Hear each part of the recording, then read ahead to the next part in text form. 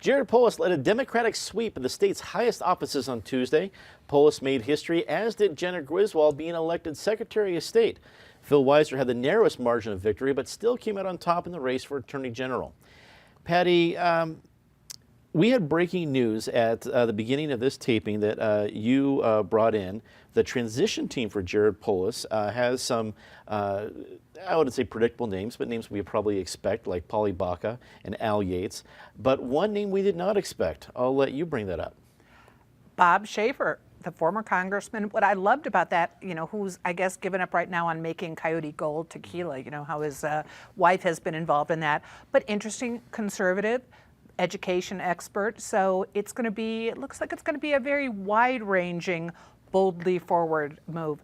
If we had sat here we did sit here 2 years ago, and we would have thought it was going to be Governor Salazar, and then it was going to be Governor Perlmutter, and it looked like the Dems would have an edge, but I don't think any of us would have predicted that it was going to be Polis. And not just Polis, but all of a sudden, if you watched James Corden last night, Colorado is the cool kids. He labeled Polis like the coolest new governor because like the cool kid in your dorm.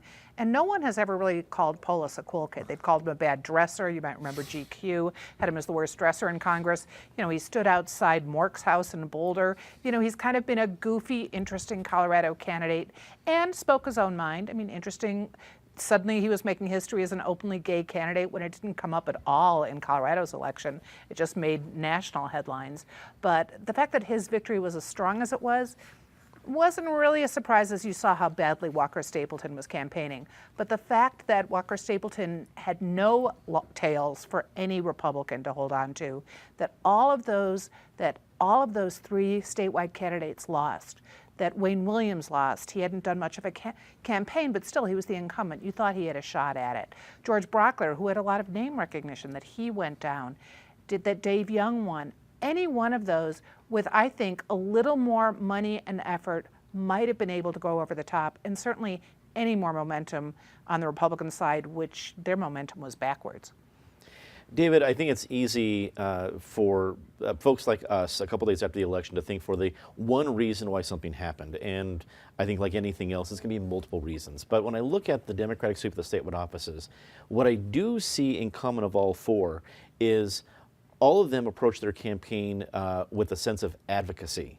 I'm not only going to serve this role, but I'm going to fight this and to go here and these lawsuits, and not necessarily that would go into the actual job description that they were applying for. Between that and a Democratic wave and the national sentiment, what stood out to you at least as one of the more important of the many reasons we have for the complete sweep?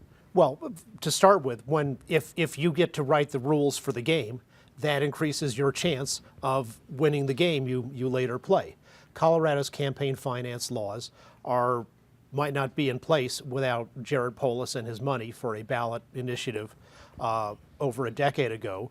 And like their national counterparts, they are written by and for the ultra-rich to help them win elections. And they've been successful in that regard.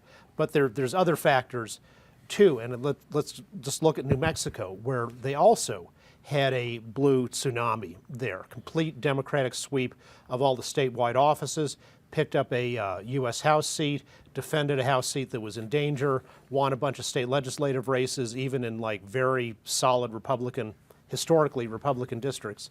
And what the analysis down there is, they pointed to two factors that certainly had influence in New Mexico, and I think applied in Colorado too. One is outstanding ground game by the Democrats. Really, really good at get out the vote. It's always an escalating thing, and this year the Democrats did it the best by a wide margin. And secondly, as in Colorado, antipathy towards Trump. Donald Trump is popular in some areas, but broadly speaking, not in Colorado and New Mexico. Eric, you've done a tremendous amount of work consulting over many, many years.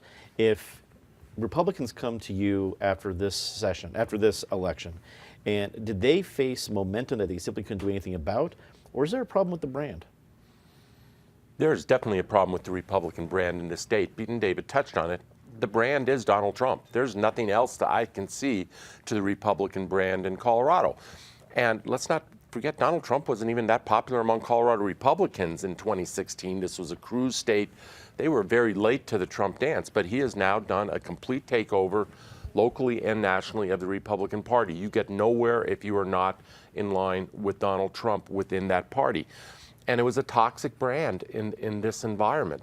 I go back in history to try to find something analogous in terms of the magnitude of the wipeout, and I have to go back to 1974 when Dick Lamb was elected governor, Gary Hart was elected to the U.S. Senate. If you want to go for a little trivia, J.D. McFarland became Attorney General, Sam Brown became State Treasurer, but even in that, the Republicans held the state Senate, not the state House. They lost the House, and they held the Secretary of State's office. So in some ways, 2018 is even of a completely different magnitude, and then you add in, we'll get to it later, the Kaufman defeat out in the Denver suburbs. So it was a complete wipeout. The Republicans have some serious regrouping to do. All eyes are going to be on Cory Gardner. That is going to be an incredible, I'd say, uphill slog for Gardner to hold on to that seat in 2 years. 2 years is a long time. But this is, we talk about colors, and this is no longer a purple state in my mind. It's not even the periwinkle blue I'd refer to. I'm now using the word azure. Azure. I tell you, you have Crayola crayons have nothing on you, Eric. That is outstanding. They did wear the tie. I figure I went purple on election day, thinking it was going to be a split ticket. This is me paying my side of the bet there. Joey, did the statewide officers now that have been elected, can they see their margins of victory as a mandate? Well, they're crazy if they do. I don't believe that we're a blue state. I don't believe that we're a purple state or a red state. I think we're a swing state, and we're going to swing back. And I said before we came on the air that I thought Tuesday night was a good night for Cory Gardner, because if Jared Polis follows through with the promises that he's made, and they do go after oil and gas jobs, then there's going to be a backlash for that. We've seen it in Colorado before, after 13 and 14, when the Republicans had John Hickenlooper, who at least had the veneer of a moderate, who was pulling the reins on the more liberal members of his caucus. And now we've got a governor who could be snapping the reins on his caucus to charge harder to the left. And if that happens, because let's look, conservative candidates lost on election day, but conservative ideas didn't. They shot down regulation on oil and gas. They shot down a whole raft of tax increases. That doesn't sound like a blue state to me.